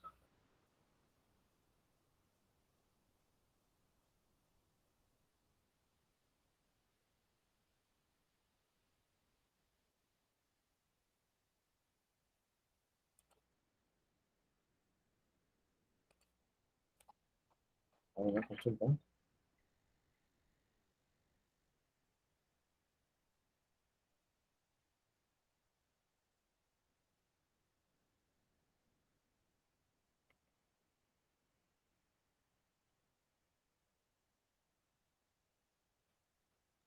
¿Una? Ahora, ojalá para siempre. Ojalá sí. A ver, dice. La 5. La rapidez tangencial de un punto del borde de una rueda que gira con MSU es el doble de la rapidez tangencial de otro punto a 5 centímetros de su borde. ¿Cuál es el radio de la rueda? ¿Cuál es el radio de la rueda? Listo. Claro. Primero, indiquemos que ese es el radio, la distancia entre el centro y el borde es el radio. Está girando en sentido antihorario. Entonces, como la rueda tiene un MCU, la velocidad angular es la misma en cualquier punto, ¿cierto? La velocidad angular es la misma en cualquier punto, porque siempre va a girar lo mismo. Si yo analizo en el borde o analizo a 5 centímetros del borde, la velocidad angular es la misma. La que cambia es la tangencial, ya que la tangencial depende del radio de curvatura o la distancia del centro hacia el punto donde nosotros estamos analizando, generándose así dos valores. Uno en el borde y uno a 5 centímetros del borde. Siendo este tramito 5 centímetros, podemos decir lo siguiente. La rapidez a 5 centímetros vamos a colocarle V. Y según datos del problema, la rapidez en el borde es 2 veces esa rapidez, es decir, 2V. Pues ya encontramos la relación entre V1 y V2. La relación es de 1 a 2. Ahora, recordemos que la rapidez tangencial también se puede encontrar en función de la rapidez angular, multiplicado por el radio. Recuerda que este es el radio vector, o también llamado distancia del centro hacia el punto de análisis. Entonces, haciendo un análisis entre el punto 1 y el punto 2, puedo llegar a la conclusión que la velocidad angular es constante. Entonces, la relación entre la velocidad tangencial y el radio siempre es la misma. Ya sea en el punto 1 o en el punto 2, al dividir la velocidad tangencial entre el radio, genera siempre el mismo resultado, llamado velocidad angular. Entonces ponemos por aquí que B1 entre su radio, que es R-5, es igual a B2 entre su radio, que es R.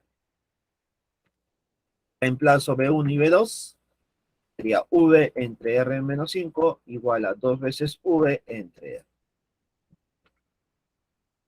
Opero, me sale una sola ecuación, una ecuación lineal, donde R es igual a 2 veces R-5, por lo tanto R vale 10 centímetros, que viene a ser 0,10 metros.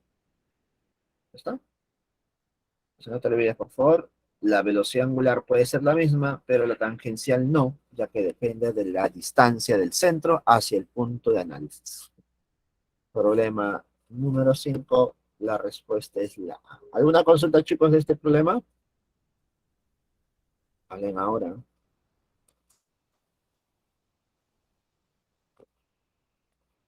¿Tu examen hasta qué tema era? 4 o 5, chicos.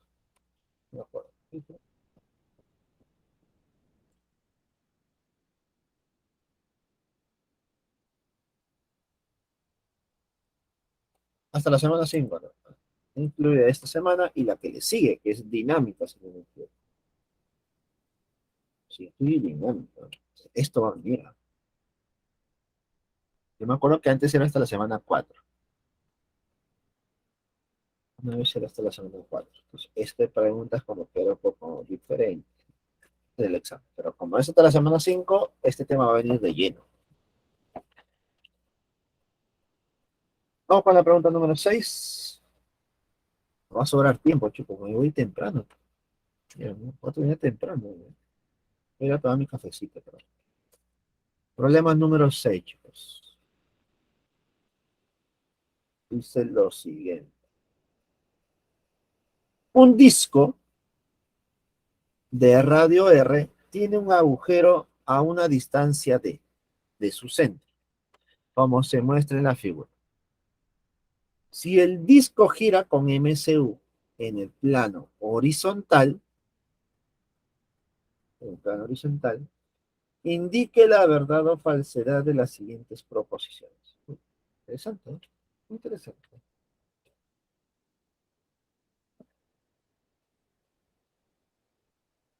Si D es igual a R cuartos, la rapidez tangencial del agujero es menor que la de un punto del borde del disco.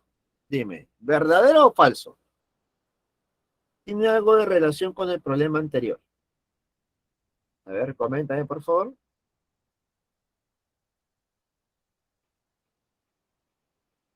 Mientras más cerca yo esté del eje de giro o del centro, ¿qué pasa con la rapidez tangencial? ¿Aumenta o disminuye?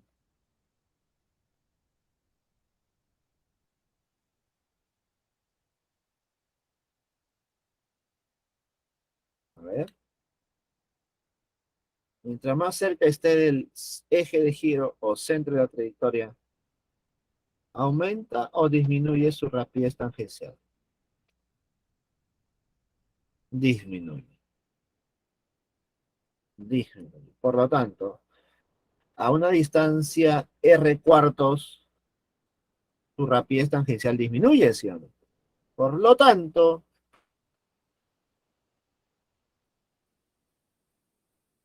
punto 1 y punto 2 lo puedo relacionar como el problema anterior, ¿no?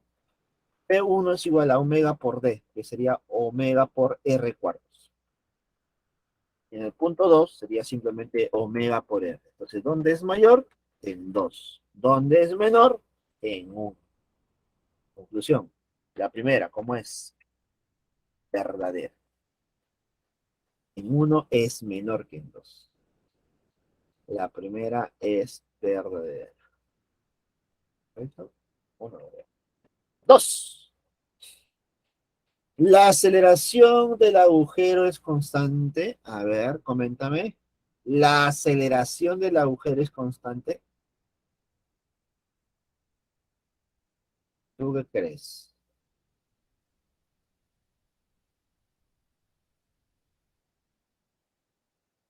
Dime, ¿la aceleración será constante, chicos?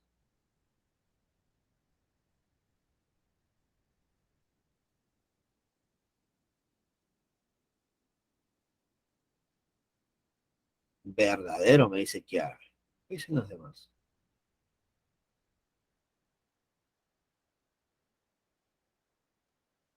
¿Qué dicen los demás?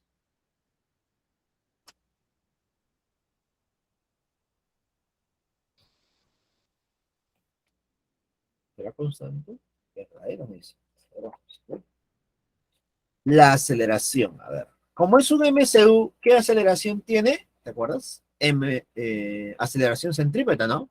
Recuerda que no hay tangencial, solamente centrípeta. Esa es la aceleración del cuerpo, cuando es MCU.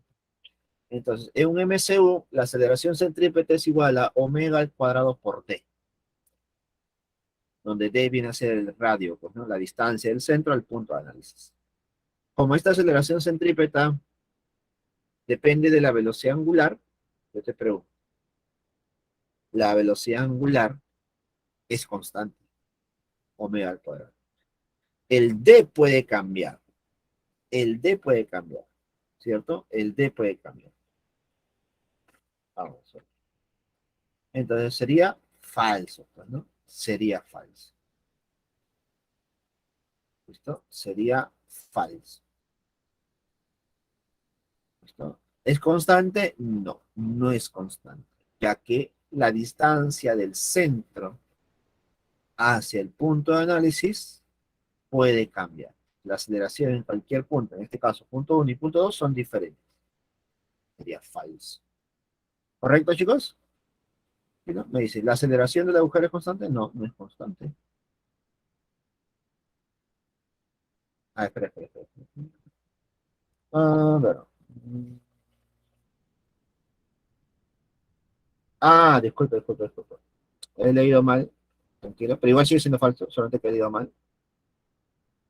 Porque la pregunta es respecto al agujero, no respecto a cualquier punto, sino respecto al agujero. Sí, espera. Claro.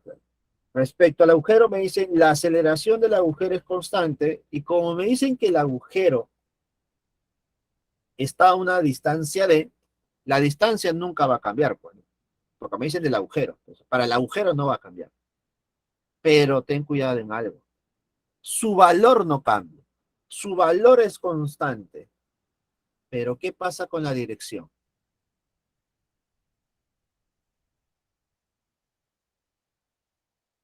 ¿Qué pasa con la dirección? La dirección sí va a cambiar. Ah, entonces, conclusión final. Cuando me dicen aceleración, me están diciendo que analice dos cosas, la magnitud y la dirección. La magnitud no cambia, es constante, chévere, pero su dirección sí.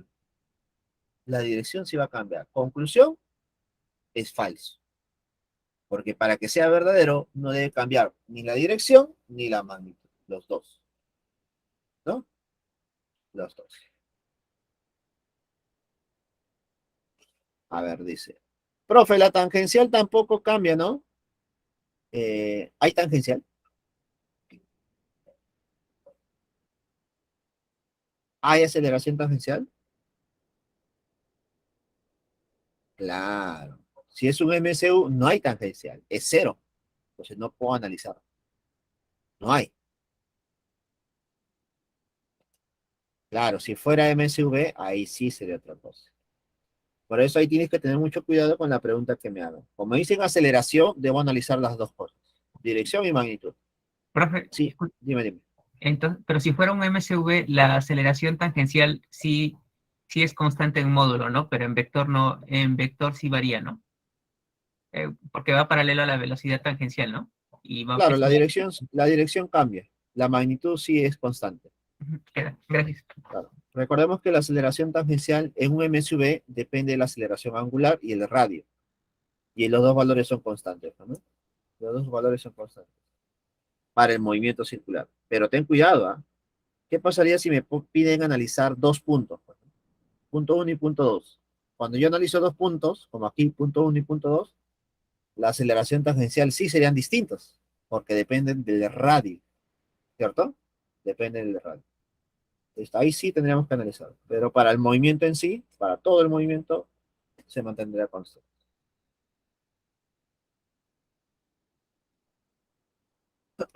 En valor, bueno, en valor es constante, pero en dirección no. ¿Ya? Vamos con la 3. Si D es igual a R, si D es igual a R significa que el punto del agujero está en el borde, ¿no? En el borde. La magnitud de la aceleración es máxima. ¿La magnitud de la aceleración es máxima, sí o no? Sí, ¿cierto? La magnitud de la aceleración sería máxima.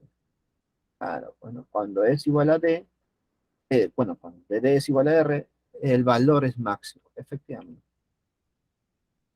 Verdadero, ¿no? La 6 es verdadero, chicos. ¿Alguna consulta con este problema?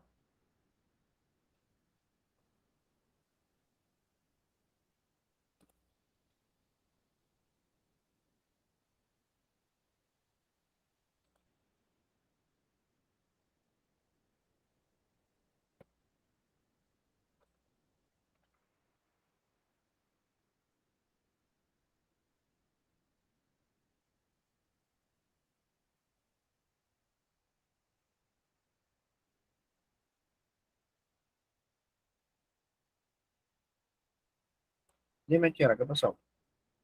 ¿Quieres decir algo?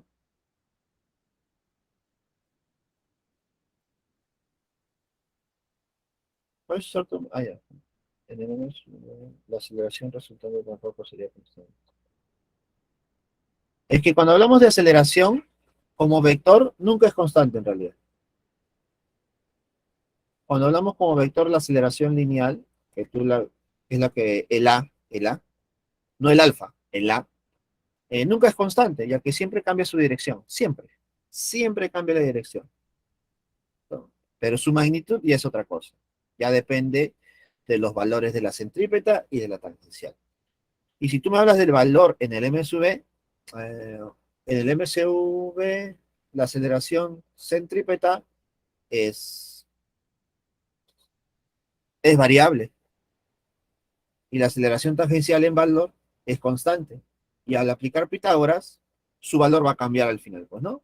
Entonces, en el MSV, la aceleración resultante en valor es variable. Es variable. ¿Correcto, Kiara?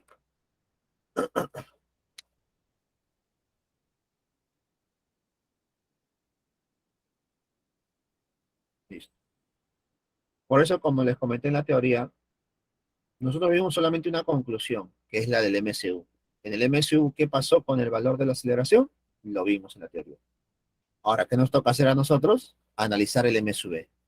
Analicen el MSV, qué pasa con el valor de la aceleración centrípeta y qué pasa con el valor de la aceleración tangencial. Y conociendo esos dos, calcula la aceleración total.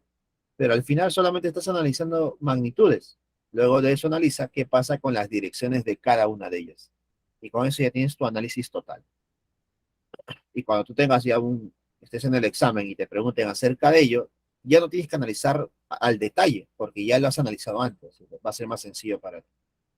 Hay que prever eso, ya que ha sido una pregunta recurrente en el examen de la pre, por lo menos. En la pre ha venido cada rato, a cada momento. Ten en cuenta eso. Vamos con la pregunta 7, chicos. La rueda posterior de la bicicleta que se muestra en la figura se mueve con MSV, según la ecuación. T es igual a 7pi más 8pi t menos pi por t cuadrado, donde teta se mide en radianes y t en segundos. Determine la velocidad angular de un punto de esta llanta para t igual a 3 segundos. La velocidad angular.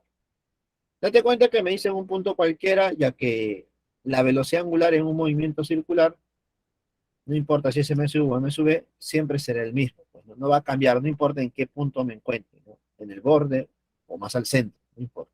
La velocidad angular siempre será la misma. Entonces tendríamos,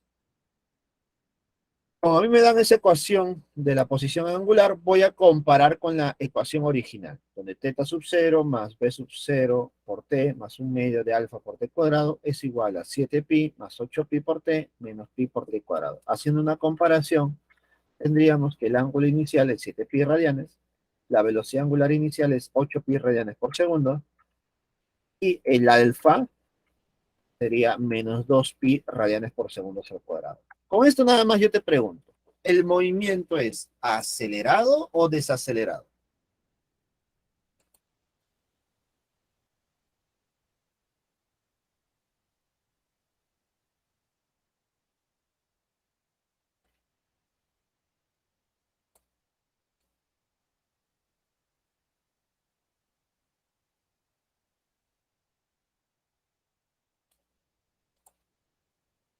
Sería desacelerado, claro que sí. ¿Por qué, profesor? Porque la velocidad angular es positiva, en cambio la aceleración angular es negativa. ¿No? Es negativa. Entonces, de la ecuación podemos decir, de la siguiente ecuación podemos decir que la velocidad angular final es igual a la inicial más aceleración por el tiempo. Reemplazo los valores. La velocidad angular final es igual a 8pi menos 2pi por t. Para un tiempo de 3 segundos, ¿qué nos quedaría? Que la velocidad angular final es igual a 8pi menos 2pi por el tiempo de 3 segundos. Y al final me saldría 2pi radianes por segundo. 2pi radianes por segundo. Problema número 7. La respuesta es la A.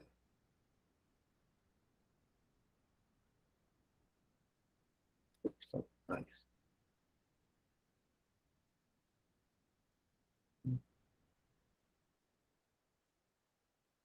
¿Alguna consulta, chicos?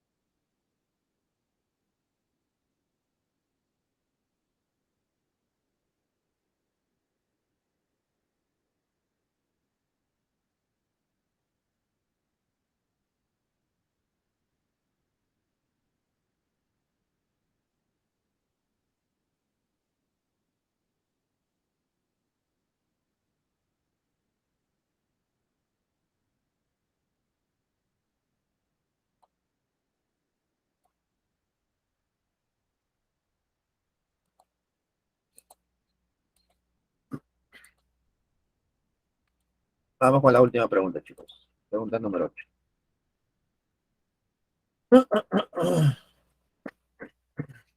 A ver. Este parece una bicicleta, ¿no? La figura muestra dos poleas unidas por una faja. Estas giran con MCU, donde la velocidad angular de la polea A es 6 radianes por segundo. Si los radios de las poleas están en relación de 1 a 3, obviamente se nota cuál es más pequeño que el otro, hallar la magnitud del desplazamiento angular de la polea B al cabo de 30 segundos. Al cabo de 30 segundos. Si pasaron 30 segundos para B, pasaron 30 segundos para A, ¿cierto? Efectivamente. Analicemos la polea A. Cada una de ellas debe tener su propia velocidad tangencial, en A y en B. Pero como están unidas por la misma faja, se va a cumplir que la rapidez tangencial es la misma. La rapidez tangencial es la misma, ya que están unidas por la misma faja. La faja se mueve con la misma rapidez siempre, ¿no? Al tener la misma rapidez tangencial, yo puedo relacionar esta rapidez tangencial con sus respectivas velocidades angulares y sus radios de curvatura. De tal manera que la velocidad angular de A por el radio de A es igual a velocidad angular de B por el radio de B. Según datos del problema, la relación de radios es de 1 a 3. ¿Quién es menor? ¿Quién es mayor? El menor es B y el mayor es A. Por lo tanto, A es 3 veces B. ¿No? Ahí está. Esa deducción, como el mayor es 3 veces el menor, nos quedaría que la velocidad angular de B es igual a 3 entre 1 por la velocidad angular de A. 3 entre 1 por la velocidad angular de A. Como ya tengo la velocidad angular de A, que sería 6, entonces la velocidad angular de B sería 3 por 6 y saldría 18 radianes por segundo. 18 radianes por segundo. Como me están pidiendo ahora el desplazamiento angular para un tiempo de 30 segundos, simplemente calculo el ángulo barrido. El desplazamiento angular o ángulo barrido para B es igual a velocidad angular de B por el tiempo. Recuerda que usamos esta formulita porque estamos en un movimiento MCU, ¿cierto?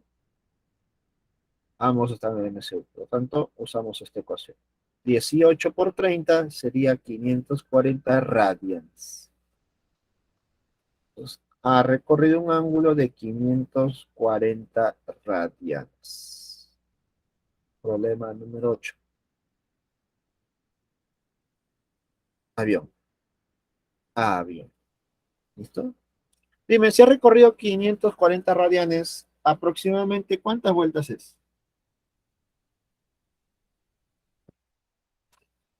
¿Cuántas vueltas aproximadamente son? Problema número 8, avión, ¿no? Pero ¿cuántas vueltas sería?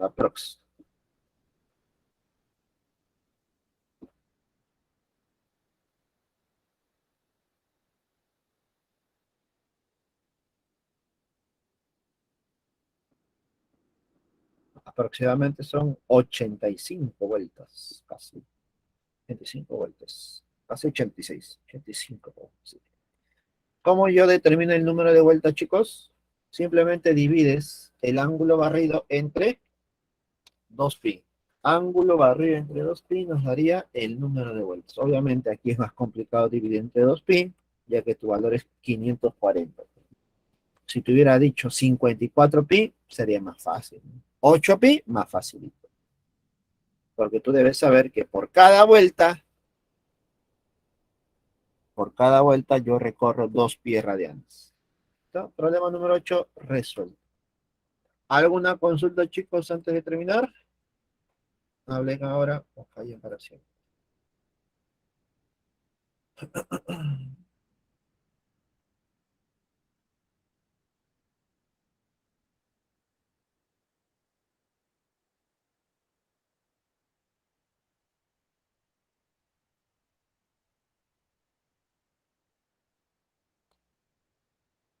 ¿Alguna consulta, chicos?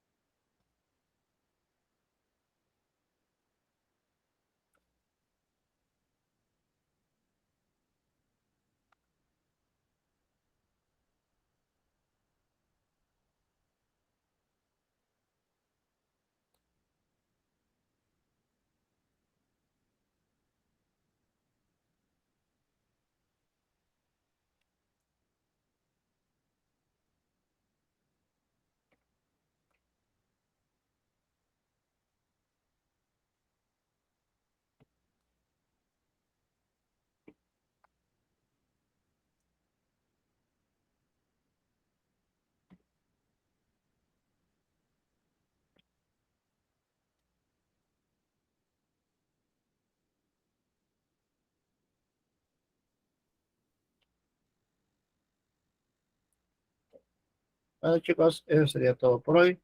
Nos vemos ya la siguiente semana, o en la semana número 5. Semana que también vendrá en tu primer examen, tu primera evaluación. Listo, chicos, cuídense, nos vemos.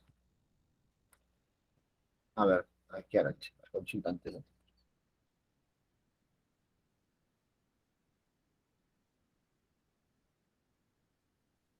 Que ahora tiene una preguntita. Sí. En el MSV, la rapidez es lo mismo que la velocidad tangencial. Si te dicen rapidez, sí. Rapidez es lo mismo que velocidad. Sí, uno es la magnitud y otro es la forma vectorial, ¿no?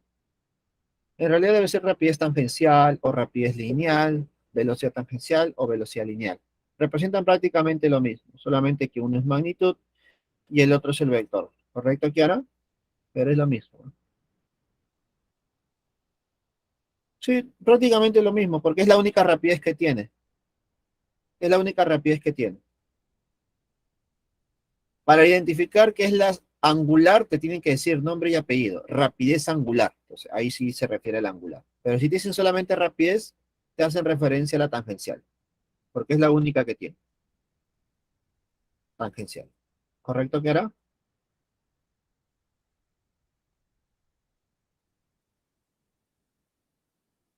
Listo, chicos, nos vemos la siguiente semana. Cuídense. Hasta luego. Chao. Chao. Vamos.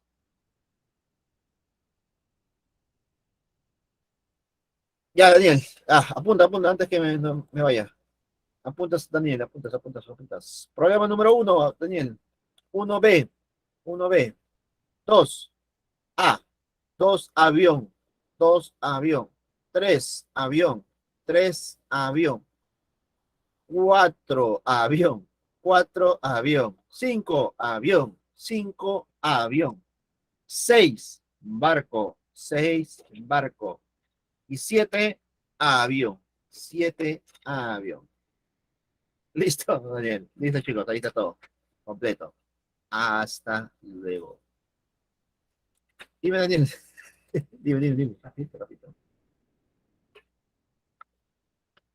¿Qué pasó? ¿Qué pasó, Daniel? Habla, no hay problema. Dime. Hace el receso.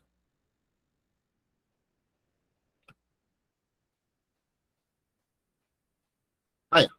Nada más chicos, cuídense. Luego.